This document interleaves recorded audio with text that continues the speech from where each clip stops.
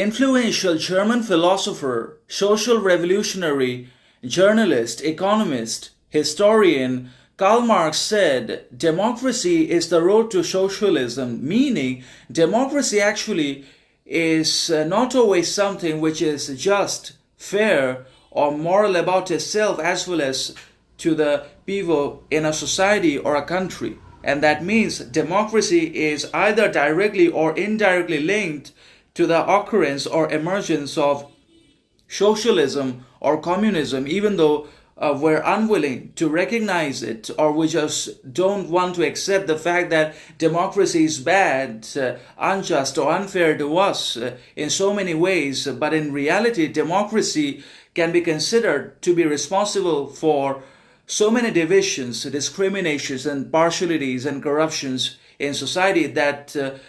for which we have to pay the price, and we have had to struggle with all the problems such as discrimination, division, disintegration, and other sorts of imbalances in the society, and we are suffering from all of it, and that is happening in the presence and at the watch of democracy. And that means democracy is not the good, pristine, and utopian idea that it was sold as in the first place. And it is linked with socialism, as I mentioned earlier. Now, democracy can be a suitable road for the creation of communism, as is evidenced by modern politics and by modern politicians that want complete control, dominance, and manipulation over our minds, character, behavior, and actions.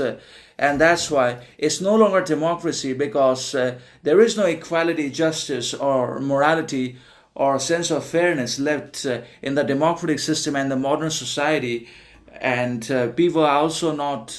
in a position to protest or revolt against anything, because they are pinned down immediately by the government. And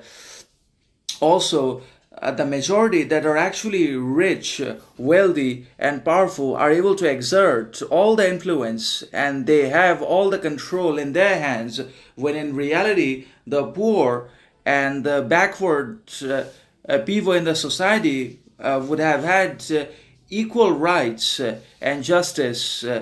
and freedom upon their hands. That is something democracy should have done, but